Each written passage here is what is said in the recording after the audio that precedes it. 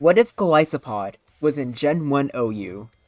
Now, luckily for you guys, and luckily for me, I finally feel like I'm good enough to start making YouTube videos again. And daily too.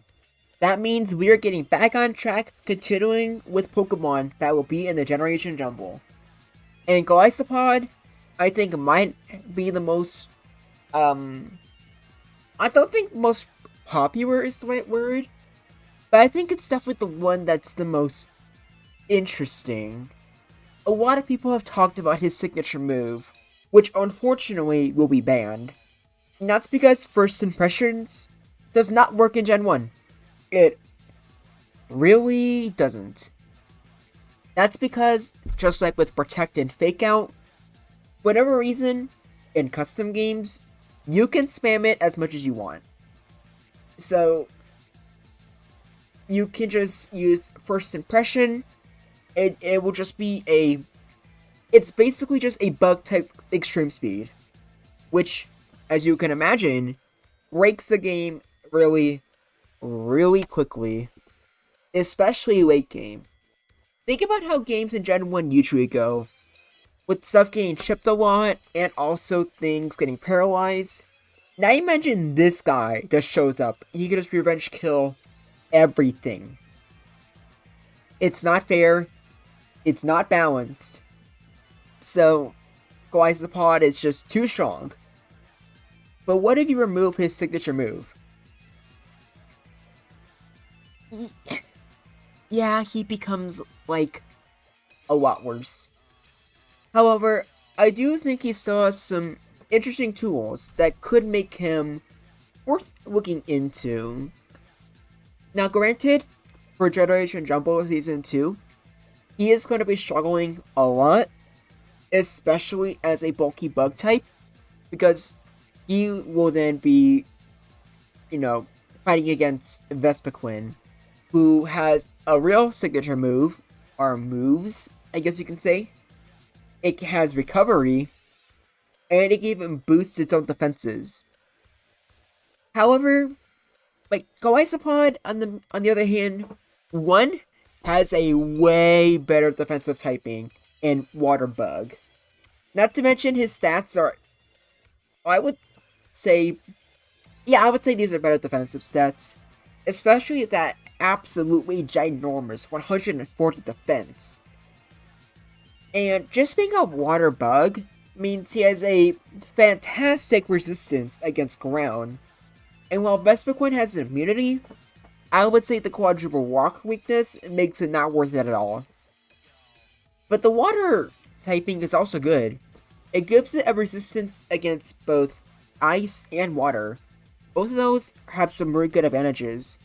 For example, resisting Blizzard, that's great, along with Earthquake. Not to mention resisting water means you stand a much better chance against Slowbro. So, GOLISOPOD seems pretty good. It might not have its signature move, but it definitely looks like it has the tools to keep up with Pokemon in Gen 1 OU. Like, just the defense stat and its typing alone means that it could do a decent job walling against Tauros. So where does it go wrong? And to answer that question, it's with its move pool. Let's look at this together, shall we? Blizzard, which seems good, but with base 60, it's not the best thing in the world. However, I will say, since Tauros uses Blizzard, it's only like 10 less special. I'm talking about. You can maybe use Blizzard, but I'm not sure how useful it'll actually be. So, outside of Blizzard, you have Ice Beam, which you're definitely not using that. Rock Slide, which is like the first real move, I guess along with Rest. And I would say it's probably bulky enough where you can use it. You have Surf, which Surf, like, that, weirdly enough, is probably a move you will be using. Mostly just for Rhydon. Because you already are going to take advantage of its ground resistance anyways. And Rhydon can threaten you with Rock Slide. That's why I think you might as well use Surf, since it is a guaranteed OHKO. Although being slower than Rhydon is very, really funny. Sword Stance is, it's obviously good, you saw here, like, the only move here that's physical that's in Gen 1 is Rock Slide. So what else does he have? Not a lot. For Generation Jumbo, he'll probably have Bug Bite. So that's something. But as you see here, no Hyper Beam. Doesn't learn Hyper Beam. And he doesn't learn Earthquake. So what does he have? Pretty much just Slash. Or does he have Strength? I don't think he does, no. Yeah, this looks really bad, doesn't it? So, yeah, this is the moveset you have to give him. It suffers a lot. If this guy had Hyper Beam, he would be so much better. But since he doesn't, his main attacking move, that being Slash, which like 70% of the time will just crit anyways. Yeah, it's not looking good. I would say this is technically usable, but I'll be real. I would rather use Galvantula over a GOLISOPOD. Or let's be real, like, bulky, like, bug type, he struggles not just against Vespiquen, but he definitely is not going to be better than Armaldo. Armaldo is just leagues better, because he has Sword Stance. His typing, I think, is much better than GOLISOPOD at Rock Bug. Not to mention, he actually has Earthquake and Hyper Beam. So yeah, GOLISOPOD suffers a lot. However, I will say, if you do like GOLISOPOD, you can make use of him. So I guess it's not the worst fate in the world. But not the Pokemon I would have your evil team leader use. By the way, before I get to the replays, I just want to say, can we please stop complaining about Emergency Exit? So many people act like this move is, like, worse than, like, Truon, or just, like, it's one of those bad abilities. No, this ability is great. Like, it wants to use first impressions anyways. It wants to pivot.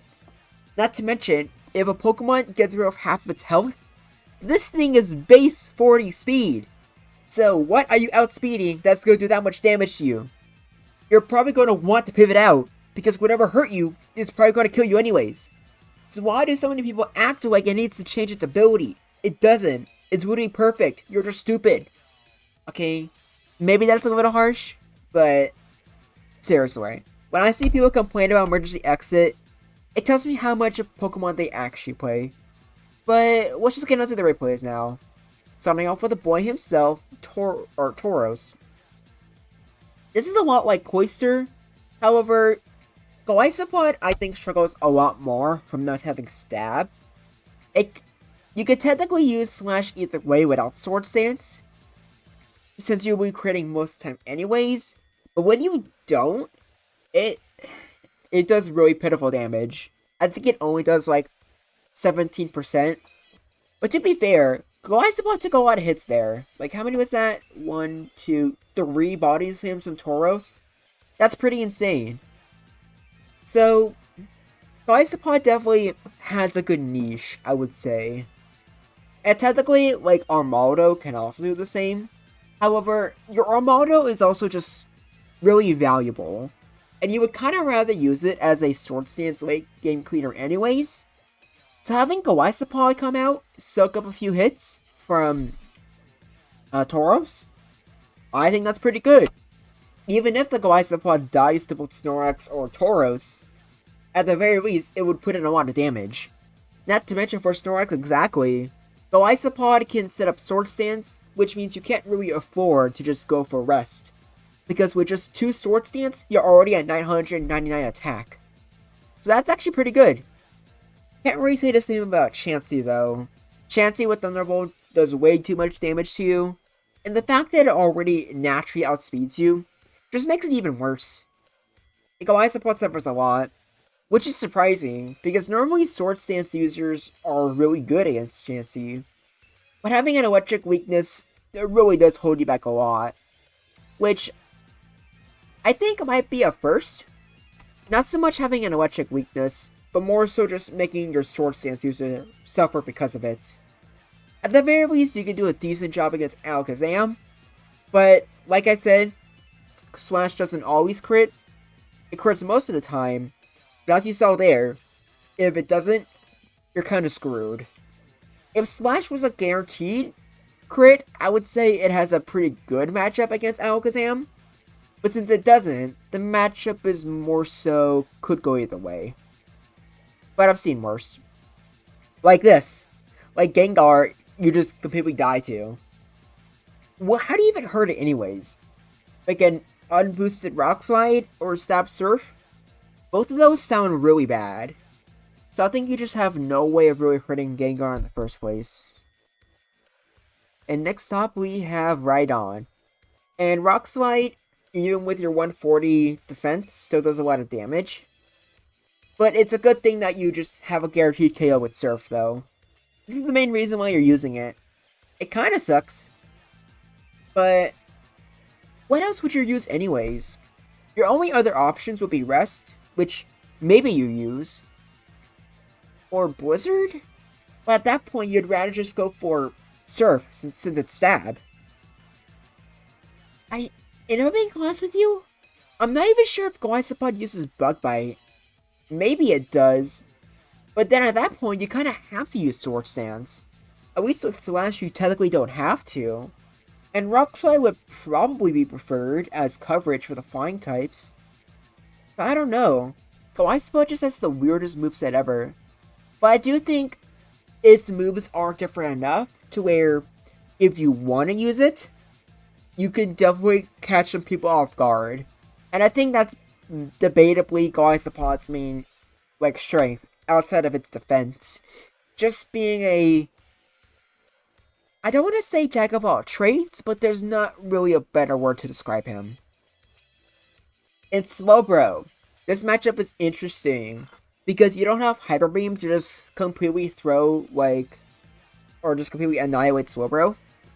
And with 2 Sword Stance, you have enough attack, but Rock Slide is your strongest move, and it's not even a 2-hit KO. It makes the matchup really awkward, but thank God you have that water typing. It might damn you against the Chansey matchup, but it's the only reason you stand a chance against Slowbro. So I guess your only real bet is to force the Slowbro to go to Sweep, and then you can finish it off. But it's still just 1 paralysis and you're probably screwed. So, take it as you will. You can call this a good matchup if you want. I am not too sure about that. We have Starmie next off, and Starmie has Thunderbolt. It's really fast. It didn't crit in this matchup, but neither did GOLISOPOD with Slash. But in general, Starmie can just easily recover off any Slash damage, so having a good crit rate doesn't even matter, because Starmie could very easily just fish for recovers until GOLISOPOD gets non-crit. And that's assuming it doesn't crit with Thunderbolt. So, GOLISOPOD has no options against Starmie, really. I guess technically you would if the Starmie is running Blizzard and Surf exactly. But when have you ever seen a Starmie set like that? I guarantee you have not. And last but not least, we have Zapdos. As you can imagine, it's pretty unwinnable.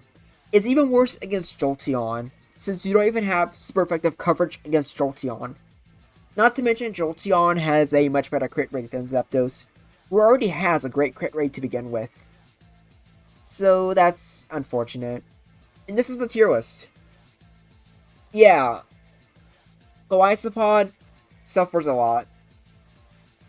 I don't think anyone's too surprised to see this is how he does once you saw his actual moveset. I wish I can say more positive things about him, because I know a lot of people really like him, but I got nothing. I think this finally finishes up the bug types, because I did Yanmega, Galvantula, Vespiquen, GOLISOPOD, and Armaldo. Okay, yeah, that's all of them. And I think we're done with the poison types too. I think I have one more dragon type to go over, that being Walking Wake. And then after that, I think I just have the fighting types, and then I'm done. Oh, and Poison Jab. I still need to make a video on Poison Jab. But we're getting very, very close towards the Generation Jumble. Not to mention that once this channel reaches 800 subscribers, I will be doing the Creation Trio. And that will be a fun set of videos to do. So be sure to check to make sure you're subscribed. Join the Discord server. Tell me what you think about GOLISOPod in Gen 1 OU. And until next time, this is Groundback, and I look forward to hearing from you.